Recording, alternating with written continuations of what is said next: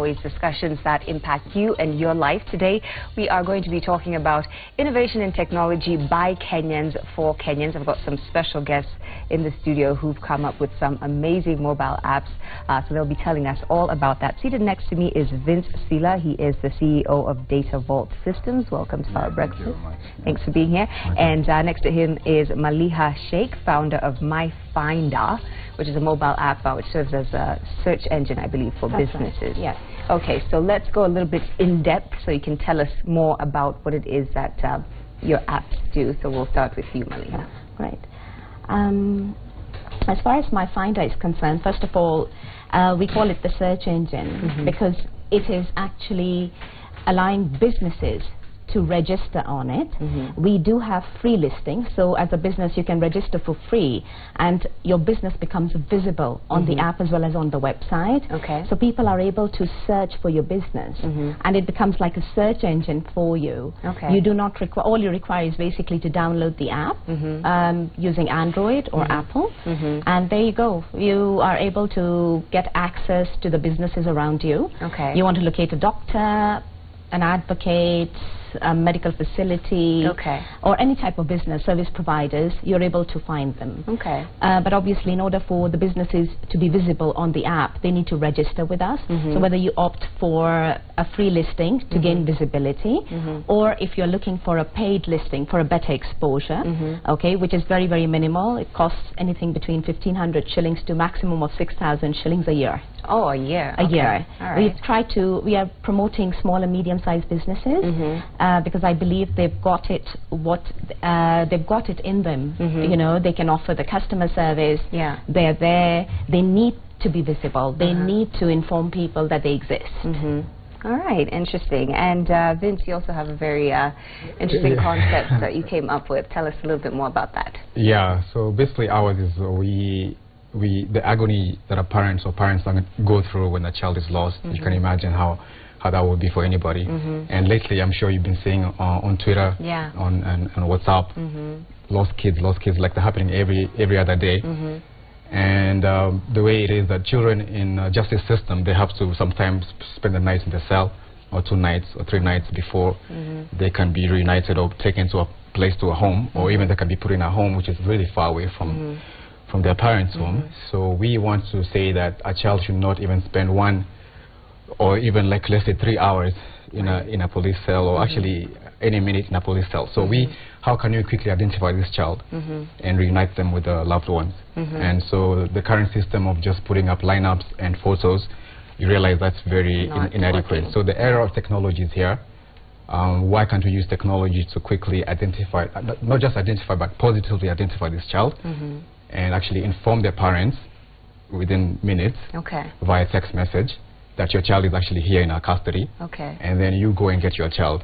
Wow. And that's what we want to do, because you can imagine, even if your child is stolen today, 18 years from now, they still have to go get an ID card, a passport, or bank account.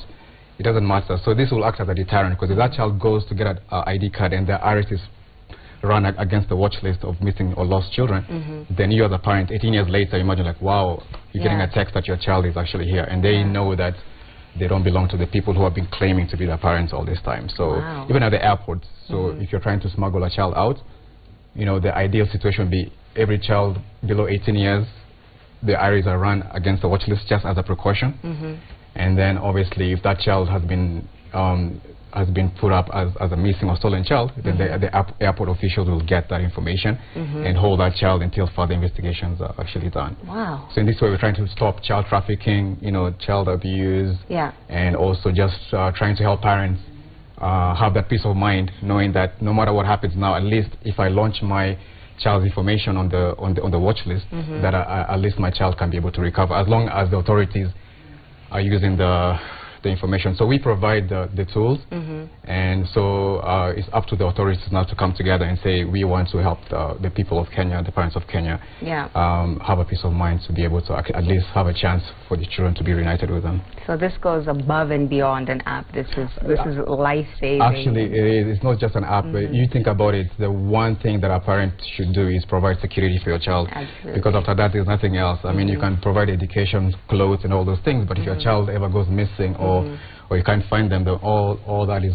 to waste or for waste. So we want to say number one priority as a parent is security. And when your child is lost, trust me, nobody else will feel the pain other than you. I mean, of course, your neighbors, your friends will tell you, oh, sorry, we are looking for them. The state will say, the school will say, but at the end of the day, at night, you will feel the pain. So the question is, as a parent, what have you done to make sure that your child has the best chance of being recovered should the inevitable happen? And, you know, we live in a different world now.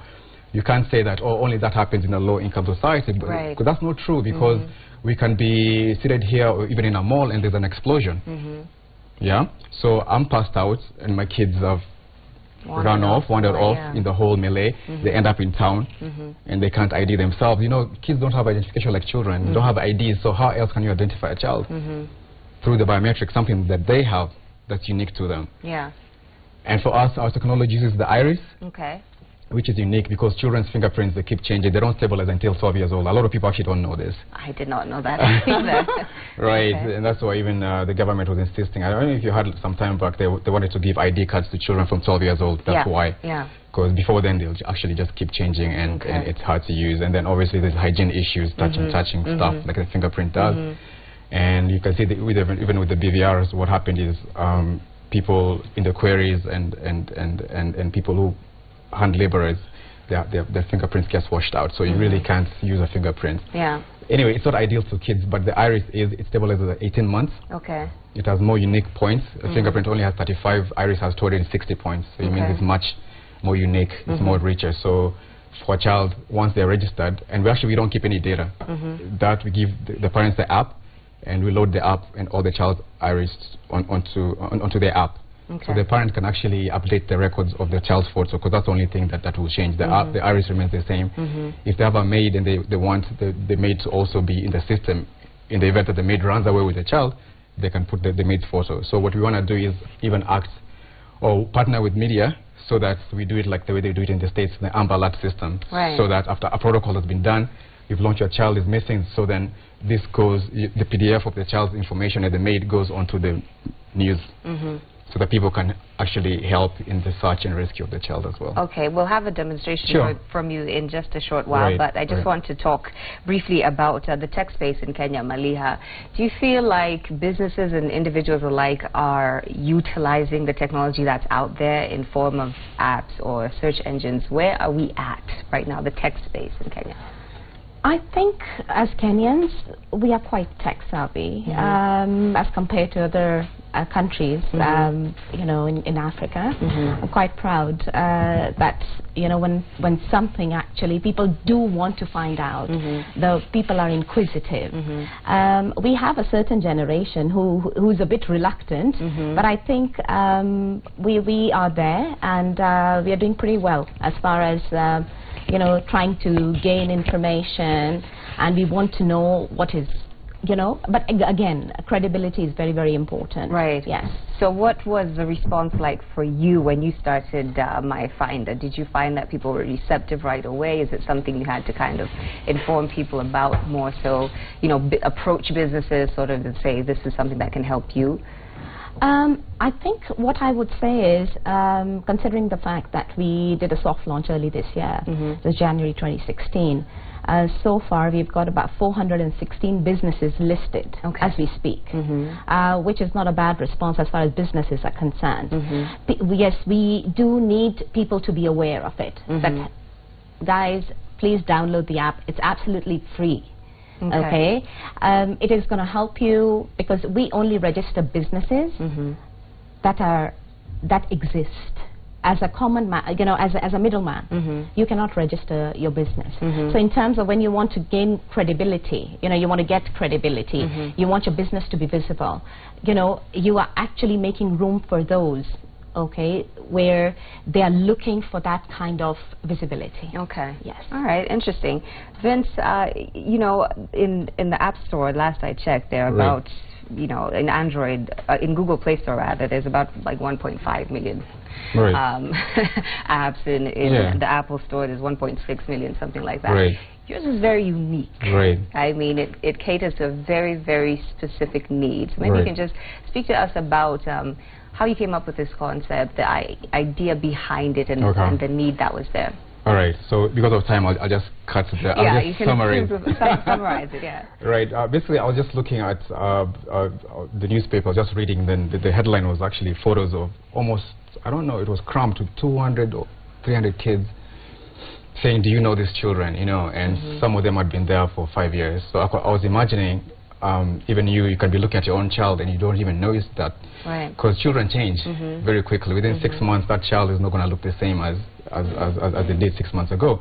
So I started wondering, oh, there's got to be a better way to ID these children. There's got to be a way to get these children out of this system and put them back to their, and reunite them with their parents. Also the street kids, after the post-election violence, they shot up by almost 30 to 40%. So what does that tell you? They're not really street kids, they belong to somebody. And it's just like they can't trace their way back home, and this is really, really unfair. Scary thought. Yeah, so why can't we just enroll these children? And if the worst does happen, you know, natural catastrophe, flooding, whatever, let's get these kids back to where they belong. And so I started thinking towards that. So I first tried out the fingerprints, and like I told you, it just didn't really work because of the children's fingerprints just kept changing. So finally, I settled on the iris, and I realized that, you know, over research, that rather through research, that the iris stabilizes at much younger age, at 18, and it doesn't change. It stays the same until death. So I realized then, why don't we use that, and we register children, so that in the event they do get lost, then at least they have some hope in being reunited. So for us, we realized that technology is one part, but education is actually key. So we have, other than technology, we do events that are our first event will be on the 27th of next month. And this is basically to just educate, engage, and empower children on personal safety. So that they're able to know. In fact, our first lessons, which we deliver through puppets, because puppets are what children actually relate to as opposed to adults, is what do you do when you get lost? Okay, is there a protocol that the family has before they leave their house? Tell the children, do you know, if you get lost, do you know what you do? This is what you do at the supermarket, stay at the counter. Do you remember my phone number? You have to teach the kids phone number. So these lessons are there taught by the puppet, but the parents come and the kids. So it's a whole day event, but kids have to go through these 40 minutes of lessons. So our first lesson is how to get lost. The next one will be keeping secrets. Why kids should know the difference between different secrets, as opposed to like a bad secret when a kid is abused, when somebody is saying that this is our secret, or I have a surprise for mommy, that's our secret. You see, so they need to understand the difference, so that they are able to open up to the parents and tell them, uncle, wherever, because most of this abuse actually happens within people that are familiar with the child, not a stranger, as people think. When it comes to child abuse, it's people living with who have trust from the child that actually they do it. So the child needs to understand the boundaries between an adult and a child, and when those boundaries are crossed, the radars need to be up so that they can actually go and talk to their parents. And in the African society, you know, kids are tend to be told to keep quiet in front of adults, and this is the problem. So we need to empower them so that if there's a danger, immediately the kid feels comfortable that it's not their fault, because people will tell them, you know, it's your fault, you'll be blamed. No, you go and tell your mom wherever you feel uncomfortable, or a stranger is trying to tell you to do something. The first thing you should do, go to your parents and tell them. So education is actually key, because technology complements the technology. It's easier to prevent than to actually try and solve the problem. So if a child knows about getting lost, then we don't have to even come in. You see, the justice system doesn't have to have children in cells, because already they're aware of what to do when they get lost. So this is what we're trying. So education is actually number one, and then number two, if in the event that it does happen, then the technology actually comes in. Then the technology is there. It's an interesting conversation, a very needed conversation that you've opened up here. Maliha, how do you judge the success of an app? I know you said you had your soft launch earlier this year. So is it in the number of businesses that you've managed to register into your search engine? Is it, you know, getting the word out? I mean, how do you judge sort of how you're doing as an app developer? Basically, I think how to rate the app, whether it's doing well, is basically, it goes hand in hand. People need to be aware of it, that it's there, and how they can benefit from it. At the same time, the businesses who are actually registered on the app need to see, you know, what they are achieving out of it, whether in terms of inquiries received, or is it just the visibility that they are looking for. So I think it goes hand in hand. it's not just limited to how many businesses I want to have on the app. And the thing was not that we want to make money. It actually started with targeting the masses. That advertising costs really prohibit, it can be quite taxing, or sometimes it's not pocket friendly or affordable. There are no budgets. But when you're looking at myfinda, it actually allows you not only to have your business details or contact details, depending on your business needs, you can have your social media integrated within the app. Okay, you can have your website. If you don't have a website, not to worry, it's like having a mini website on your phone for the app. Okay, so from the events to the product listing to even buying online, we are actually integrated to 3G Direct Pay. Okay. So once you sign up and you want to have an online store, okay, so it does that as well. It does, and people can actually view all these features. Okay, though we do not specify which kind of membership the business has been registered in, okay, because it really depends on the needs of the business, okay. As a doctor or a lawyer, you don't need to, excuse me, sell your services online, okay. You just need to be contacted, because it's a very confidential thing. So in terms of success, I would say that once Kenyans understand that this is for Kenyans, we are not targeting East Africa, we are not targeting Globe at the moment. What we are looking for is to bring awareness. Okay, and it's actually having information on your fingertips. Yeah, I mean, in this day and age with, living in the digital age, visibility is everything. Having your brand out there, having what you represent and your contacts and all that. Absolutely. So you definitely can't go wrong with that. Maybe we can talk a little bit about the importance of research before, sitting down and deciding, I'm going to develop an app for this. How long does that process take on average, or did it take for either of you? Well, as far as I'm concerned, I think developing the app was just an accident. Really? Tell us more. Because I became a single mom, and I was working. I was expected to actually have the plumber, the electrician, the doc on my fingertips, and looking for information was devastating, because you don't know whom you're contacting. People do put up their information. How credible is it? Okay, so what I decided was to put down a concept that, what, we need it. We need something like that. It's not just a directory. I need to know what they're offering. It's a doctor, but what is it specialized in?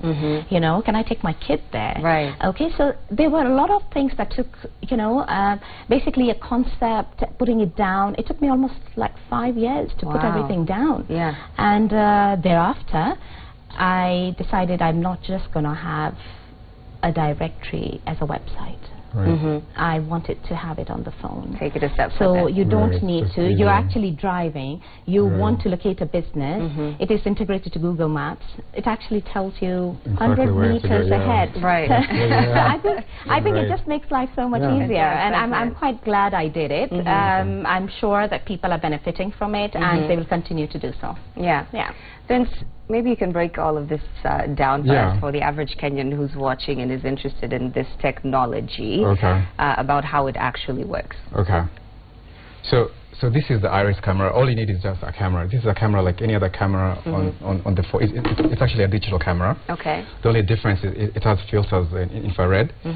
So basically that's just to extract the, like fingerprints, that has the fingerprints ridges and furrows. So the iris has the patterns, the unique patterns. Right. So basically that's what it does. It just takes a photo of that and extracts that and puts it in a template. For those, that's like lingo for the programmers. But basically it's just another. It takes that photo and puts it somewhere. Okay. So that now if the same photo comes into contact with that, it goes and compares in the database. Creates a match. And exactly. So no actual iris image is actually put it. It converts it into zeros and ones. So binary code. Okay. But that binary code is actually unique to the so we don't store any actual images. Okay. Yeah. So when this is captured again and is compared, so it says 001 000, then again 001 00. Oh, say this is Vince. This is whoever. This is whoever. So then it brings up the photo of what was stored there before. So even the parents on their app, the information is actually on the parents' phone on the app. It only goes to the watchlist server when they launch it. So it's not even part of public domain, to be Okay. honest. Yeah, That's so you can have it on important. your app until the day you actually need it. That's when you actually say report missing, and then it goes out. And then for those parents who don't have a digital phone, all you need is actually just an email address.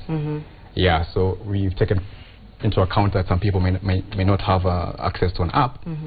So all you need is just an email address, and you can come to the event, or we can go to where we can have an event somewhere. And if you don't even have an email address, we can get for you.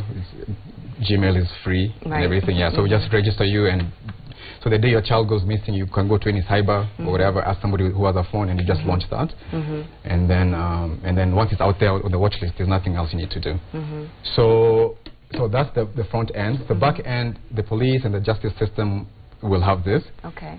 At the airport, they can hook it up to the computers if they want. The good thing about this thing is that it's so, because it's a mobile tool, it means it can be taken anywhere. Even police on the beat as they're walking, and they will just run into a child, and that child looks like distressed or alone. They can actually just scan the child. Okay. So this is the back end. So you just use this to probably scan all the kids who are brought to you, and as long as the parent has actually launched, then they do get the information. I understand some parents actually abandon their children, so if the state actually takes this up where all children are required by law to just be enrolled, such that for that case where a parent does not wish to launch that the child is lost, then the authorities can actually know. And that's where you're hoping this will. Yeah, you know, because everything has to do with government. You know, you can only have a system, but if there's no authority enforcing those things, then our system is as good as dead. So we are hoping that government can come in and just say, look, it's time that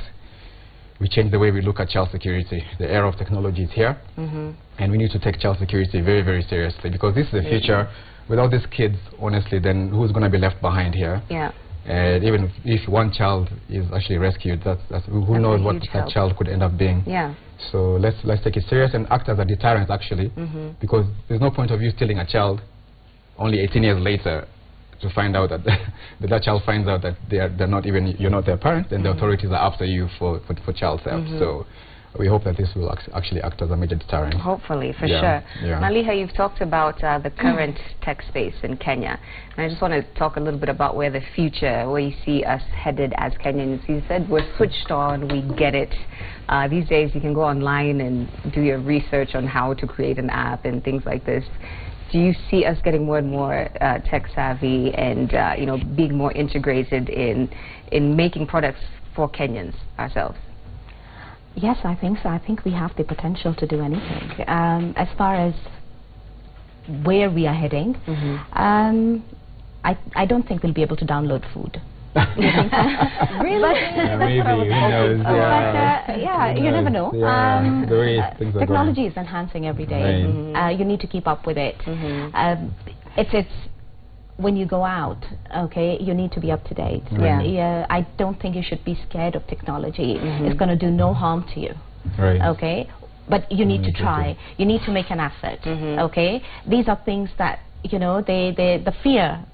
Those ones who have, okay, I don't think they should fear technology at all, because it's there to improve lives. Yeah, a lot of our parents' generation, like you were talking about, are still kind of like, I just got a smartphone. Don't force me into anything I'm not ready for. My mom is using the tablet more than I do, possibly. Really?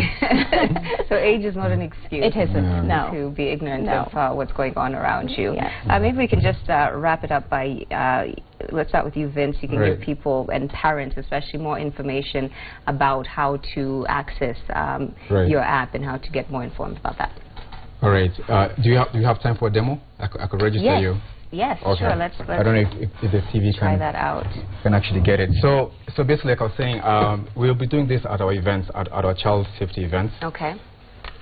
This is just the registration of the child's iris. That's for parents who want. Okay. We don't retain any information, like I said. Yeah. The event's actually there for the parents to come and have their kids educated on child safety. Right now, there are many events for children, but you notice that it's mostly just dance and other stuff. The child does not really get empowered in terms of their own personal safety, and we want to change that. We want to have an event. Yes, there's fun and games, but this kid, at the end of the day, when you enter the car, he's the one who's telling you, Dad, please belt up. Dad, please, I want to sit in the back, because in the lessons we were told every child under a certain height must be in the back.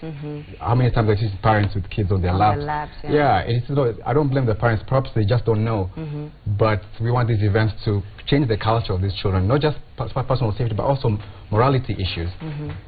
If they're claiming that the children are the ones who are burning the schools, then we want to get them early, at an early age, to know how to deal with emotions, to deal with anger. Right.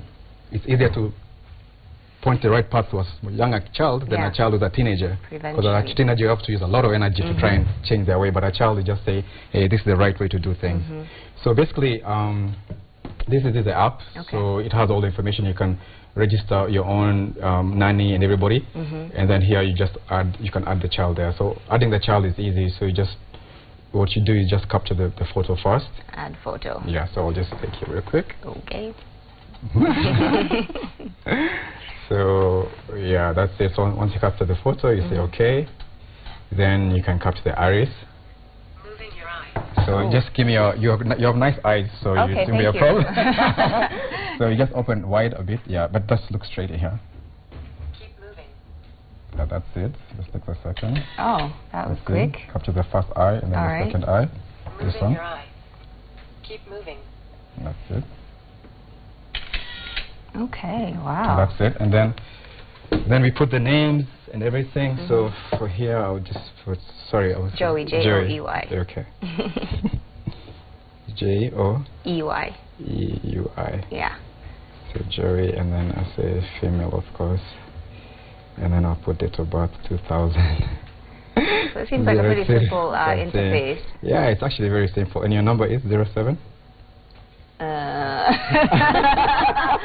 Not for dating. I just want to put it in. I mean, I'm afraid to just say the number. Can you just put in some random numbers?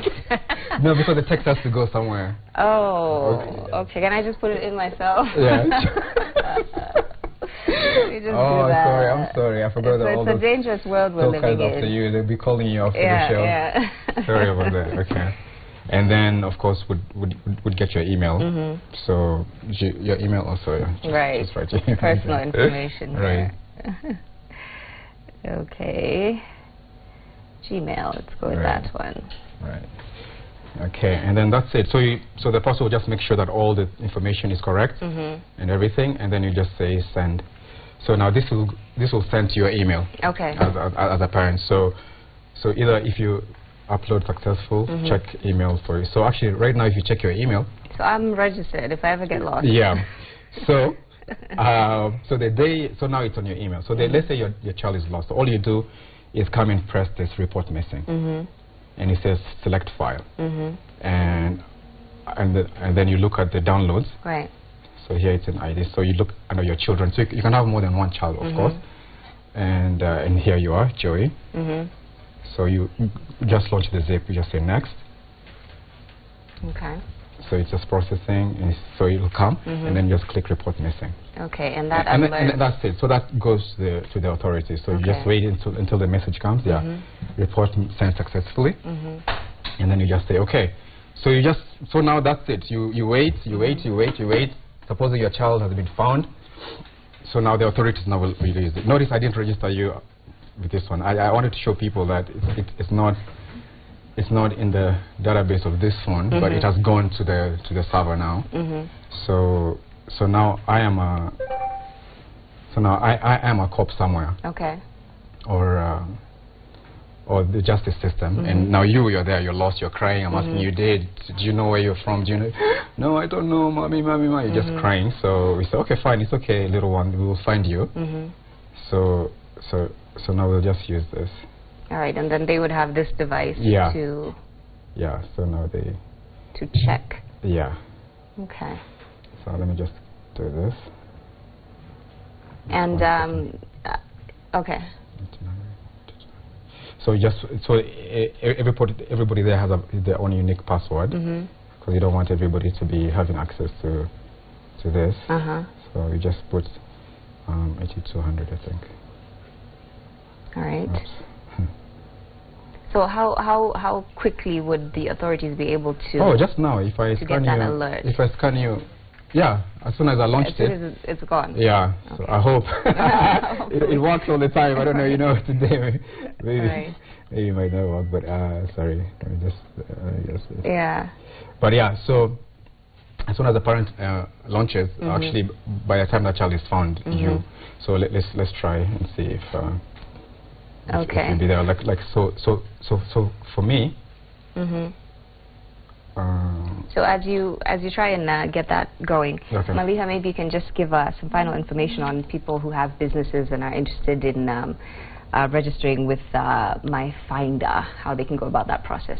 Well, it's very, very simple. You can actually register online. You go to the website www.myfinda.co.ke, click on subscribe now, choose the package that meets your needs, pay online, key in your information, and view it on your phone. Yeah. That's all. Pretty simple. If you need more information, you can actually contact us on 0734-270-230. Okay. All right. Thank you so much. Has that started up for? So we'll have, so this, all they do is just scan child. Theirs is easier. It's an easier, it doesn't have a lot of information. And so let's say we found you, so we just scan you. And so we wait and see. I hope it works. But it all I hope so too. There you go. Thank God. So and then you get a text message. You don't have a phone here. Your phone here. Right. But back there. Yeah. But at least here you can see. Yeah, you can see that I know. I can see your parents' phone number, your name. You can even put your school, even your county. So then we have a reference point. So you can see. Everybody can see that I just. So imagine that I registered you with this, but the authorities were able to ID you with this very quickly. Very quickly. So it means that a child does not even have to spend 2 minutes in a holding cell, 2 minutes in a children's home, 2 minutes somewhere in the streets. No, we can ID you and call your parents, or even if you had your phone here, you're going to text telling you, dear parent, your child is in the custody of blah blah blah blah blah blah. Please very come and find it. What your app is doing. Very quickly, just the name of the app again, where people can go and download it. The app itself is called ID. Then the identification. Okay. ID. Yeah, and no, for now it's not. It'll be up on the App Store. Okay. After we launch it on the 27th of January, our first child event at Impala grounds. So the age group is between 3 and 12 years old.